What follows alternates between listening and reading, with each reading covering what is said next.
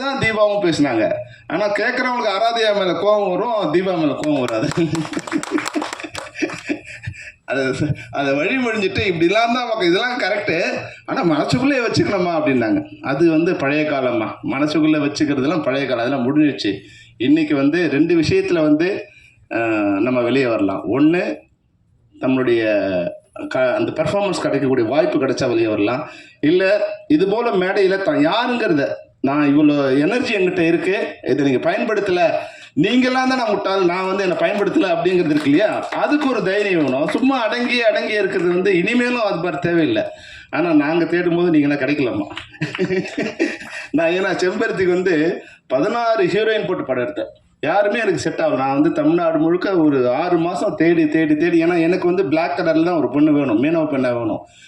எனக்கு சரியாக யாரும் வந்து பிடிக்கல, நான் வந்து சரியாக செட் ஆகலை. ஏன்னா தமிழ்நாட்டிலேருந்து வர்ற பெரும்பாலான குடும்பங்கள்லேருந்து வர்றவங்க இப்போ வந்து மாறிடுச்சு. இப்போ இருக்கிற யூத்துக்கு வந்து இப்போ கல்யாணம் பண்ணி ஹீரோயின் நடிக்கிறாங்க, பாய் ஃப்ரெண்டோட ஷூட்டிங் வராங்க. நீங்கள் பழைய காலத்து இதில் இருக்கீங்க, இன்றைக்கி பாய் ஃப்ரெண்டோடு தான் பெரும்பாலான ஹீரோயின்ஸ் பாய் ஃப்ரெண்டோட தான் வராங்க. அதனால் நீங்கள் அந்த கவலையெல்லாம் படாதீங்க, நீங்கள் பாய் ஃப்ரெண்டாக தான் நீங்கள் பாய் ஃப்ரெண்டோட வரலாம். ஏன்னா அது நாங்கள் வரும்போது, நாங்கள் ஃபஸ்ட் படம் பண்ணும்போதே நாங்கள் லவ் பண்ணுறோன்னு உலகத்தை சொல்லிட்டோம். அதனால் அதை நானும் வந்து 16 படம் டைரக்ட் பண்ணேன், என் ஒய்ஃபும் வந்து ஏற்கனவே 150 படம் நடிச்சிட்டாங்க. ஆமாம், அப்போ பாய் ஃப்ரெண்டாக தான் வந்தேன். எனக்கு எனிமீஸ் வந்துட்டானுங்க. ஏன்னா ஹீரோ தான் ஹீரோயினை காதலிக்கணும், நான் டைரக்டரவே காதலிச்சுட்டு இருக்காங்கிற மாதிரி ஒரு எனிமிட்டி வந்துடுச்சு என் மேலே. அதனால் அதை பற்றி நீங்கள் கவலைப்படாதீங்க. அதுபோல் இந்த டேஞ்சர் மணி, நீங்கள் டேஞ்சர் யார் கொடுக்கணும்னா, உங்கள் கொடுக்குற டஃப் வந்து உங்களுக்கு சன் மாஸ்டர் கொடுக்கணும். பேரில் டேஞ்சர் வச்சுக்கூடாது, இப்போ ஃபைட்டில் டேஞ்சர் இருக்கணும். ஏன்னா இன்றைக்கி வந்து ஏஐ வளர்ந்த பிறகு நீங்கள் எந்த பிரம்மாண்டமான ஸ்டண்ட்டு நீங்கள் எடுக்கலாம். எங்கிட்ட பட்ஜெட் இல்லை, இப்போ 2 நாள் எடுக்க சொன்னாங்க, 1 நாள் எடுக்க சொன்னாங்க, அப்படிலாம் கிடையாது. சுயம்வரம்னு ஒரு படம் 2 மணி நேரத்தில் பிரபுதா ஒரு பாட்டு எடுத்தார், 20 நாள்லேயே ஒரு பாட்டு எடுத்தார். அப்போது உங்களால் எடுக்க முடியும், டெக்னீஷியன் நினச்சா எது ஒன்றாலும் பண்ண முடியும். அதனால் டேஞ்சர் மணி, நீங்கள் மிகப்பெரிய ஸ்டன் மாஸ்டராக வரணும், நிச்சயமாக அதுக்கு உண்டான வாய்ப்பு உங்களுக்கு இருக்குது. அதனால் கவலையப்படாதீங்க, you are going to rock the cinema industry. அது மாதிரி எனக்கு ரொம்ப பிடிச்ச ஒரு பெண்மணி வந்து நம்ம ஷக்கீல். அவங்க படம் ஒர்க் பண்ணதில் ஒரே ஒரு படத்துக்கு சான்ஸ் கேட்க நம்ம சரஸ்வதி கூப்பிட்டு வந்தாங்க, சிஆர் சரஸ்வதி கூப்பிட்டு வந்தாங்க. உங்களையும் உங்கள் சிஸ்டர் வரும்போது அதனால் அப்போ யூஸ் பண்ண முடியல. ஆனாலும் அதுக்கப்புறம் படம் பண்ணதுக்கப்புறம் ஒரு தைரியமாக இப்போ ஆராத்யா என்ன பேசினாங்களோ அது ஆமாண்டா என்ன இப்போ அப்படி உங்களுக்கு கேள்வி கேட்க உங்களுக்கு தகுதி இருக்கா, என்ன குறை சொல்ல உங்களுக்கு தகுதி இருக்கா, இயேசுநாதர் சொன்ன மாதிரி யாரா யோகியம் முதல் கல்வி எடுத்தாடிங்கிற மாதிரி அந்த தைரியத்தோட ஒரு பெண் எதிர்த்து நின்றது எனக்கு தெரிஞ்சு நீங்கள் தான்மா. நீங்கள் என்ன படம் பண்ணீங்க, எப்படி பண்ணீங்க, அது வேறு விஷயம். ஆனால் அந்த தைரியத்தோடு நின்று தான் நின்னது மட்டும் இல்லாமல் தன்னை போல் வந்து கிளாமராக பண்ணுற எல்லா ஆர்டிஸ்ட்டையும் வர வச்சு அவங்களுக்கு வந்து நீ பயப்படாத, நான் உங்களுக்கு துணையாக இருப்பேன்னு சொல்லக்கூடிய, ஏன்னா பயந்து ஒதுங்கிடுவாங்க, நமக்கு எதுக்கு வம்பு அப்படின்னு நினைப்பாங்க. ஆனால் அவங்களுக்கு கூட நீங்கள் வந்து ஒரு தோழியாக சகோதரியாக இருந்து நீங்கள் பண்ணுறீங்க, அதுக்கு உங்களுக்கு என்னுடைய வாழ்த்துக்கள். அந்த வகையில் எல்லாருக்குமே அது மாதிரி வந்து உண்மையாகவே சமீபமாக நீங்கள் வந்து பிரம்மாண்டமாக சண்டை போட்டிருக்கீங்க. நிச்சயமாக எல்லோரும் சொன்னாங்க நீங்கள் நல்ல ஹீரோயினாக வரக்கூடிய வாய்ப்பு இருக்குது, ஆக்ஷன் ஹீரோயினாக வரலாம். ஏன்னா அதுக்கு தான் கொஞ்சம் ஒரு காம்படிஷன் இல்லாமல் இருக்குது. அதனால் நீங்கள் தனி குதிரையாக நீங்கள் அதில் நீங்கள் வரலாம். கடைசியாக சொன்ன மாதிரி ஆனந்தராஜை பற்றி நான் சொல்லணும்.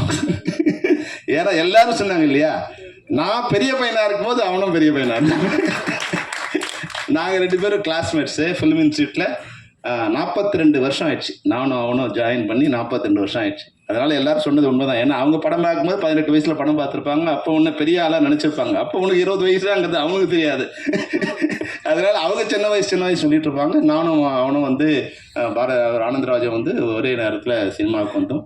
எங்கள் 2 பேருமே யாரும் மதிக்க மாட்டாங்க, அதுதான் ஏன்னா வந்து நான் ரொம்ப தின்னாக இருப்பேன், அது இல்லாமல் ரொம்ப மிடில் கிளாஸில் வந்தது, வெறும் சட்டையோ பேண்ட்டோ எதுவும் பெரிய வசதி இல்லாமல் அப்படி இருப்பேன். இப்போ அப்படி தான் இருக்கேன். அப்போ ஒன்றும் ரொம்ப மோசமாக இருந்துச்சு.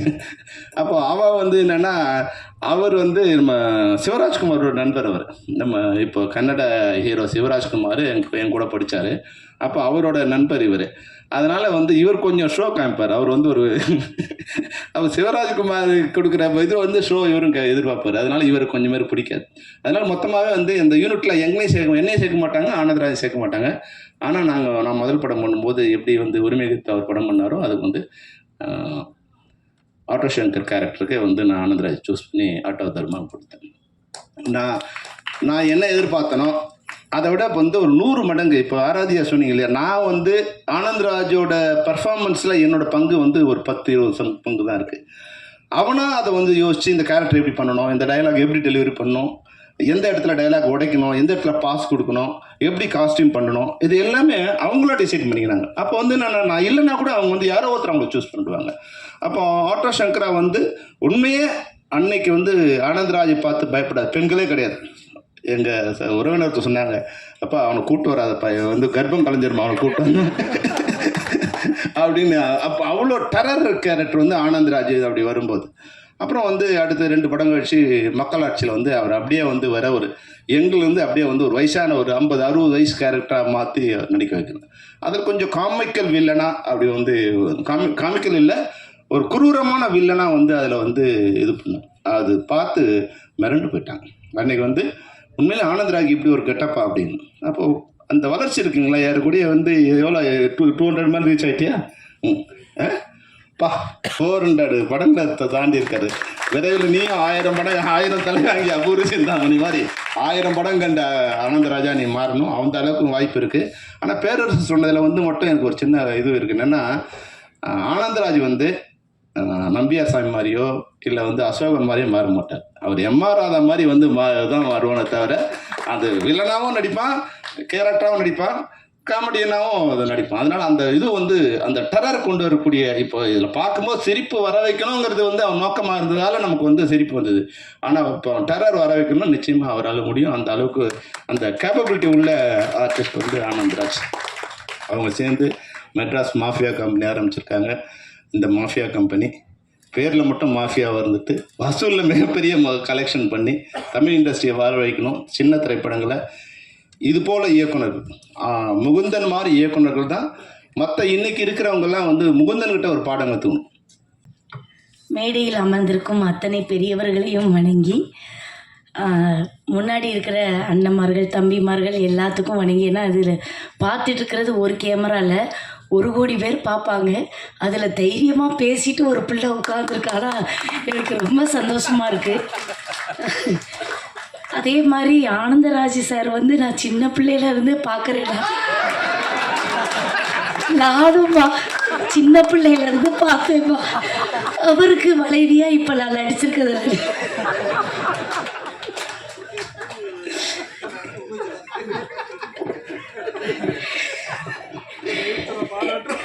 நிஜமானவே நானும் சின்ன பிள்ளையிலேருந்து அவரை பார்த்துட்டு வரேன். அவரை பார்த்து பயந்த ஒரு சில ஆட்களில் நானும் ஒருத்தர். ஆனால் நம்ம ஆமாம் படத்தில் தான் வில்லை, நிஜத்தில் அவர் வந்து ஒரு குழந்தம்மா. இந்த மாதிரி ஒரு குழந்தைய, அதாவது வளர்ந்த குழந்தைய நம்ம பார்க்குறது ரொம்ப சந்தோஷமாக இருக்குது. அப்படி ஒரு குழந்தை உள்ளம் கொண்ட அண்ணன் அவர்களுக்கு நன்றி. அப்புறம் வந்து இப்போது நம்ம ஆர்கே செல்வமணி அண்ணா இருக்காங்க. வந்தோடனே வந்து தீபாமான்னு அவங்க பேச வேண்டிய அவசியம் இல்லை, நம்மளை பற்றி சொல்ல வேண்டிய அவசியம் இல்லை. அந்த பெருந்தன்மை இருக்குல்ல, உண்மையிலே அந்த காலத்தில் இருக்கிற அத்துணை ஆர்டிஸ்ட்டுகளுக்கும் அந்த ஒரு இது ஒன்று. அவங்ககிட்ட இருந்து தான் அந்த பணிவெல்லாம் நம்ம கற்றுக்கணும். அம்மாவாக இருக்கட்டும், அம்மாலாம் வந்து அக்கா, அம்மாலாம் அடிபடும். அது சின்ன பிள்ளைகளுக்கு தான் அம்மா, கரெக்டு தாங்க. அதனால் அக்காவுக்கு உண்மையிலே சொல்கிறேன், அவங்க வந்து ஒருத்தங்களை என்கரேஜ் பண்ணுறதுலையே இருக்கட்டும். இன்றைக்கி வந்து ட்ரெண்டிங் யாருன்னா அக்கா தான். ஏன்னா வந்து அவங்கள நம்ம ஒரு மாறுபட்ட கோணத்தில் இன்றைக்கி நம்ம பார்க்குறோம். நிறைய பேருக்கு நிறைய விஷயங்களை சொல்லி கொடுக்குறதுல அவங்கள அடிச்சுக்க ஆளே கிடையாது. இப்போது இந்த படத்தில் எனக்கு வாய்ப்பு கொடுத்தவரை பற்றி முக்கியமாக சொல்லணும். ஏன்னா இத்தனை பேரை பற்றி நான் இன்றைக்கி பேசுகிறேன்னா அதுக்கு காரணம் வந்து இயக்குனர் தான். அவர் தான் இந்த படத்தில் நான் நடிக்கிறதுக்கு முழு முதற் காரணம். அவருக்கும் தயாரிப்பாளர் அவர்களுக்கும் என்னோட நன்றி. என்ன அப்படின்னா, மண், பெண்ணு, பொண்ணு, இந்த 3 விஷயத்தையே தான் தேடி மனிதன் அலைந்து கொண்டு இருக்கிறான். இந்த மண்ணை அடையும் பொழுது பெருமை அடைகிறான், பொண்ணு அடையணும்னு பேராசைப்படுறான். இப்படி மனிதன் வந்து ஒரு விஷயத்துக்காக தேடி தேடி அலைந்து அலைந்து தன்னை தொலைக்கிறான். இதை தான் இந்த படத்தில் சொல்லியிருக்கிறாங்க, வேற ஒன்றும் சொல்லலை. ஆமாம், இந்த 3 விஷயத்தை தான் இதில் வந்து, அதாவது ஒரே கத்தியில் வந்து ஒரே உரையில் 2 கத்தி எப்படி இருக்கும் அப்படின்னு கேட்டால் இதில் இருந்தே உங்களுக்கு தெரிஞ்சிருக்கும். நானும் வந்து ஆனந்தராஜ் சாருக்கு ஒரு பொண்டாட்டி, ஒரு உரையில் இருக்கிற கத்தி, இன்னொரு கத்தியை கொண்டு வந்து அதில் எல்லாம் சொருகலாம், எல்லாம் நடக்குன்றது தான் இந்த படத்தில் இன்னும் காமெடியாக சொல்லியிருக்கிறாங்க. நான் நடித்ததை பற்றி சொல்லும்போது ஊரில் விளையாட்டாக கிராமத்தில் சொல்லுவாங்க, அதாவது ஒருத்தருக்கு 2 பொண்டாட்டி. ஒருத்தி நேராக ஓடி வந்து எலியை போட்டான், இன்னொருத்தி சோத்தை போட்டான், இன்னொருத்துக்கு இப்போ திருப்பி வந்து ஒருத்தி குழம்பு ஊற்றுனா, இன்னொருத்தி சாப்பிடுங்க மாமான்னு கூட்ட வச்சா. இப்போ மனுஷன் சாப்பாட்டை பிசையணும்ல, பிசையும் போது ஒருத்தி கையை பிடிச்சிட்டான். நான் வந்து முதல் பொண்டாட்டி, உனக்கு நான் குழம்பு ஊற்றுனேன், குழம்பு மட்டும்தான் திங்கணுங்கிறான். இன்னொருத்தி நான் முதல் பொண்டாட்டி, உனக்கு சோறை போட்டேன், நீ சோறை மட்டும்தான் திங்கணுங்கிறா. இப்போ 2ஐயும் போட்டு எப்படி பிசைய முடியும்? ஒன்றும் பண்ண முடியாது. கடைசியில் 2 பேரும் கோவப்பட்டு நாய்க்கு கொண்டு போய் போட்டாங்க. அதனால் 2 வச்சுக்கும் போது ஜாக்கிரதையாக இருக்கணும். முதல்ல நல்லா தான் இருக்கும், போக போக தான் அது கத்தி கழுத்தை இருக்குதா எல்லாம் ஏதுங்கிறது தெரியும்.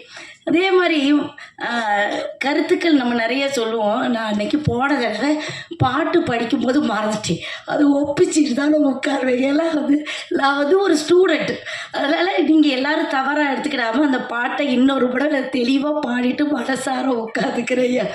அதாவது, கருங்காலி கட்டைக்கு நானா கோடாலி, இருங்கதலி தண்டுக்கு நானும் பெருங்காணி, காரருமே மேய்க்கின்ற காளைக்கு நான் தோற்றேன், இரவும் துஞ்சாது என் கண். இதான் ஔவை பிராட்டியவருடைய பாடல். அந்த பாடலை வந்து போன தடவை மறந்துட்டேன், எனக்கு ராத்திரி எல்லாம் தூக்கம் வரல. ஒரு 1000 வாட்டி இதை படிச்சிருப்பேன். இப்போ கரெக்டாக ஒப்பிச்சிட்டெல்லாம் இதுக்கு நீங்கள் கை தட்டிருக்கணும். ஆமாம், அது ரொம்ப சந்தோஷமாக இருக்குது. அந்த பாட்டை நான் மறந்துட்டேன், அதனால் இந்த தடவை சொன்னேன். உண்மையிலே நான் வந்து ரொம்ப பெருமைப்படுறேன். ஏன்னா இங்கே இருக்கிற எல்லாருமே என்னை பற்றி நிறைய எழுதுறதுனால தான் எனக்கு நிறைய படங்கள் வருது. அதுக்கு வந்து முதல்ல இங்கே முன்னாடி இருக்கிற என்னோடய சகோதர சகோதரிகளுக்கு வந்து ரொம்ப நன்றி, ரொம்ப நன்றி. இந்த படத்தில் எனக்கு வாய்ப்பு கொடுத்த எல்லாருக்குமே ரொம்ப நன்றி. மேடை மேலே இருக்கிற எல்லா பெரியவங்களுக்கும் ரொம்ப பெரிய வணக்கம். எல்லார் பேரும் சொல்லவே முடியாது சார், அதுதான் எப்போவுமே பயப்படுவேன். இந்த மாதிரி ஸ்டேஜ் ஏறணும்னா எல்லார் பேரும் சொல்லணும். அண்ட் ஃபர்ஸ்ட் ஆஃப் ஆல் நான் இதில் ரொம்ப அழகான ஒரு நல்ல கேரக்டர் பண்ணியிருக்கேன். அதுக்கு ஃபஸ்ட்டு நான் தேங்க்ஸ் சொல்ல வேண்டியது முகுந்தன் சார் தான், டேரக்டருக்கு. அண்ட் இந்த சான்ஸ் எனக்கு வாங்கி கொடுத்தது என் கூட பிறக்காத என்னோடய சிஸ்டர் விஷ்ணுப்ரியா. இந்த நேரத்தில் நான் அவள் பேர் சொல்லனா வேறு எந்த நேரத்தில் சொல்லுவேன்னு எனக்கு தெரியாது. ஸோ ஒரு சின்ன கேரக்டர் தான், பட் ரொம்ப அழகான கேரக்டர். அண்டு நான் ரொம்ப சர்ப்ரைஸ்டாக இருக்கேன். இப்போது நாங்கள்லாம் அப்போவே எனக்கு ரொம்ப பயம் ஸ்டேஜ் மேலே பேசணுன்னா. ஆனால் இப்போது ஆராத்யா வேறு லெவலில் பேசிட்டு போயிட்டாங்க. ஆனால் ஒன்று சொல்கிறேன், எங்கள் உதயகுமார் சார் கிட்டலாம் என்னோடய பாய் ஃப்ரெண்டை கூப்பிட்டுட்டு போயிருக்கேன் ஆஃபீஸ்க்கு. அவரெல்லாம் எங்களை எதுவுமே சொல்லலை. ஸோ அந்த மாதிரிலாம் எதுவும் இல்லை, நம்ம நினச்சிக்கிறது தான். ஏன்னா எல்லாருக்கும் தெரியும் நான் பாய் ஃப்ரெண்ட் இல்லாமல் இருந்ததே கிடையாது. அதனால் அப்படி தான் நான் எப்படி 30 வருஷமாக சினிமாவில் இருந்திருப்பேன். ஓகே, அது நீங்கள் தெரிஞ்சுக்கணும். And very bold speech. And அண்ணே ஆனந்தராஜன்னு, அதாவது என்னை பார்த்தும் இதை தானே சொல்கிறாங்க. முந்தா நேற்று கூட போயிருந்தேன், நான் சின்ன வயசில் உங்கள் போஸ்டரை பார்த்து, ஏன் இப்படி நீ சின்ன வயசுனா 18 19 வயசுனா நீங்கள் சினிமா பார்க்க வர நேரம் நான் நடிச்சுக்கிட்டு இருந்தேன், அதுதானே டிஃப்ரென்ஸு. எப்போ பாரு நாங்கள் சின்ன வயசில் உங்கள் படம் பார்த்தோம், நாங்கள் சின்ன வயசில் உங்களோட ரசிகராக இருந்தோம். ஆனால் ஃபீலே பண்ணாதீங்கன்னு, நமக்கெல்லாம் இன்னும் சின்ன வயசு தான். ஏன்னா நம்ம அன்னைக்குலேருந்து இன்ன வரைக்கும் நடிச்சிட்டே இருக்கோம். அண்ட் ஸ்ரீ ரொம்ப க்ளோஸு தோஸ்து, சொல்லவே வேணாம். Music is very fine as usual. And Deepa super. And again படம் செம்மையாக இருக்கும், செம்ம சிரிப்பாக இருக்கும். ஆனால் ப்ரொடியூசர் சார் இங்கேயே கதையெல்லாம் சொல்லிட்டீங்க, கொஞ்சம் அதுதான் ஃபஸ்ட்டு உங்களை கூப்பிடக்கூடாதுன்றது. எல்லாம் எழுதி வச்சுட்டு கதை சொல்லிகிட்டு இருக்கீங்க.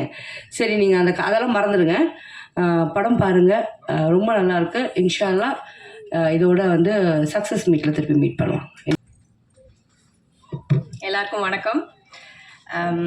ப்ரெஸ் அண்ட் சீஃப் கெஸ்ட் ரொம்ப நன்றி எங்கள் ஈவெண்ட்டுக்கு வந்தது. நாங்கள் வந்து மூவி டீம், அதனால் நாங்கள் வந்தே ஆகணும். பட் நீங்கள் உங்கள் டைம் எடுத்து எங்களுக்காக வந்திருக்கீங்க, அதுக்காக ரொம்ப ரொம்ப தேங்க்ஸ். எங்கள் ப்ரொடியூசர் அண்ணா சார், இந்த 2 மாத ட்ராவலில் இன்றைக்கி தான் மேக்ஸிமம் அவரை பேசி கேட்டிருக்கேன். அவர் ரொம்ப குவயட் டைப். இந்த காலத்தில் வந்து நல்லா ரொம்ப என்ன சொல்கிறது, ரொம்ப லவுடாக இருக்கிற ப்ரொடியூசர்ஸே மிளகா அரைச்சிருவாங்க. பட் இவர் வந்து ரொம்ப சைலண்ட்டாக இருந்தாலும் அவர் அந்த ஒர்க்கை வந்து பர்ஃபெக்டாக பார்த்துருக்காரு. எங்கள் செட்டில் யாருக்குமே எந்த குறையும் வைக்கல. So you very kind sir, thank you so much. அதுக்கு வேண்டியே ஐ ஃபீல் லைக் இந்த மூவி வந்து நிஜமாவே நல்லா வரணும். ஏன்னா அவரோட குட் விஷஸ் த்ரூ அவுட்டாக இருக்குது. ஈரோட்லேருந்து எங்களுக்கு சுட சுட வேலூர்லேருந்து சுட சுட பிரியாணி எடுத்துகிட்டு வருவார். ஸோ சாரி, வேலூர்லேருந்து சுட சுட பிரியாணி எடுத்துருவார். ஸோ நாங்கள்லாம் லஞ்சு அதை என்ஜாய் பண்ணுவோம். ஸோ அந்த எக்ஸ்ட்ரா திங்ஸ் இருக்கு இல்லையா, that's what makes the entire team vibe together. So thank you sir for giving us all this opportunity. Next வந்து எங்கள் டைரக்டர் சார் முகுந்தன், அவர் தான் கேப்டன் ஆஃப் த ஷிப். முழுக்க வந்து இந்த ப்ராஜெக்டை வந்து ஸ்பியர் ஹோல்ட் பண்ணியிருக்காரு. ஒரு டைரக்டர் மட்டும் இல்லாமல் full and full like so many other aspects of cinema இருக்கு இல்லையா, அது ஃபுல் அண்ட் ஃபுல் அவர் பார்த்துருக்காரு. இந்த ஆடியோ லான்ச் வரைக்கும் கோஆர்டினேட் பண்ணுறது எல்லாமே அவர் தான் பண்ணியிருக்காரு. ஸோ இவ்வளோ தூரம் இந்த ப்ராஜெக்ட் மூவ் ஆயிருக்குன்னா it's completely a one man show தான். Thank you sir. அண்ட் ஆப்பர்ச்சுனிட்டி அழகாக சொன்னாங்க. அவங்க சொன்னதில் எனக்கு எதுவுமே தப்பாக தெரியல, பர்ஃபெக்டாக சொன்னாங்க. இன்றைக்கி வாய்ப்பு கிடைக்கிறது வந்து எவ்வளோ பெரிய விஷயன்றது வந்து எஸ்பெஷலி ஃபீமேல் ஆர்டிஸ்ட்ஸ் வந்து சச் அ பிக் சேலஞ்ச். ஒன்று கலர், அப்புறம் உங்களுக்கே தெரியும் பாம்பேலேருந்து தான் எல்லோரும் வருவாங்க. அது இல்லைன்னா கல்யாணம் ஆயிடுச்சா கண்டிப்பாக அசால்ட்டாக பண்ணிட்டாரு அவர்.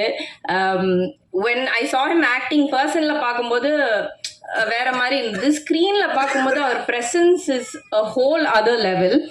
And super sir, and thank you so much for giving me that space. அந்த ஸ்பேஸை கொடுத்ததுக்கு ரொம்ப நன்றி. அண்ட் எங்கள் ஸ்ரீகாந்த் தேவா சார் மியூசிக் வந்து வேற லெவல். இப்போ வந்து நாங்கள்லாம் ஆர்டிஸ்ட் இருக்கோம், பட் சில பேர் வந்து காட்ஸ் பிக் சில்ட்ரன் சொல்லுவாங்க. அவங்களுக்கு காட் வந்து நல்ல மூடில் இருக்கும்போது ஒரு எக்ஸ்ட்ரா டேலண்ட் கொடுத்துருப்பாரு. Like brilliantly talented. எங்கள் படத்தில் நீங்கள் பார்ப்பீங்க, பிஜிஎம்மாக இருக்கட்டும் சரி, சாங்ஸாக இருக்கட்டும் சரி, வேறு லெவலில் வந்திருக்கு. I was like Amaze. நான் 2 வாட்டி படத்தை பார்த்துட்டேன். அண்ட் குடோஸ் டு எடிட்டர், வேற லெவலில். அது ஃபர்ஸ்ட் டைம் பார்த்ததுக்கும் செகண்ட் டைம் பார்த்ததுக்கும் பயங்கரமான டிஃப்ரென்ஸ். அண்ட் ஆர்டிஸ்ட் ஷக்கீலா படத்தில் இருந்தாலே நோட்டெல்லாம் பறக்கும். ஸோ இந்த படத்துலையும் வேற லெவலில் காமெடி பண்ணியிருக்காங்க. So you guys have to watch it. தீபாக்கா சொல்லவே வேணாம், அவங்க ஸ்டேஜ் ப்ரெசன்ஸ் வேற லெவலில் இருந்தது. Of course I don't forget the assistant directors, Kausalya, all of them. டீமே சூப்பராக இருந்தது. நம்ம cameraman, every one is done an amazing job. எங்களோட பெஸ்ட்டு எங்களால் முடிஞ்சது கொடுத்துருக்கோம். ஸோ இது வந்து ஒரு 100 கோடி படம் மாதிரி எங்களுக்கு மார்க்கெட்டிங் பட்ஜெட் இவ்வளோ அப்படியெல்லாம் கிடையாது, உங்களுக்கே எல்லாருக்கும் தெரியும். ஸோ நாங்கள் உங்களை பயங்கரமாக ரிக்வெஸ்ட் பண்ணுறோம் to take this movie to the next level. Because படத்தில் கண்டென்ட் இருக்குது, சூப்பராக வந்திருக்கு. I enjoy the movie. தோ நான் ஆல்ரெடி இந்த படத்தில் நடித்தாலும் நான் திருப்பி அதை பார்க்கும்போது சூப்பராக வந்திருக்கேன்னு எனக்கு ஃபீல் ஆச்சு. So please watch the movie, enjoy the movie and spread the word. எல்லாமே சொல்லிட்டேன்னு நினைக்கிறேன். ஒரு நிமிஷம் சொல்லுங்கள்.